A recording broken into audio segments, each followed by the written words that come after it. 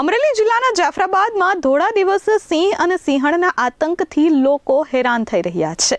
One વિભાગ તાત્કાલિક ધોરણે કામગીરી કરે તેવી માંગ સ્થાનિકો કરી રહ્યા છે. અમરેલી જિલ્લાના જાફરાબાદમાં ધોળા દિવસે સિંહણનો આતંક સામે આવ્યો છે. લાઇટ હાઉસ રોડ પર સિંહણે ગાયનું મારણ કર્યું હતું. રહેણાંક વિસ્તારમાં સિંહના અને સિંહણના આંટાફેરાથી સ્થાનિકોમાં ભયનો માહોલ છે.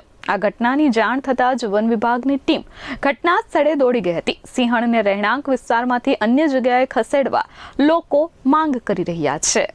માલ અહીંયા ચારતો હતો ને ઓચિંતી સિંહણ આવી ગઈ ને મારી ગાયને પકડી લીધી ને કાટમાં ઉપાડી ગઈ. મારી ગાય હતી 20-22 હજારની ગાય હતી સાહેબ. 5-5 લીટર દૂધ કરતી હતી. એને વાછરો ઘરે છે ને જન્માને 2 મહિના થયા સાહેબ. ઘણા સમયથી તરાશે સાહેબ. કોઈ અધિકારીને તમે જાણ કરી હતી?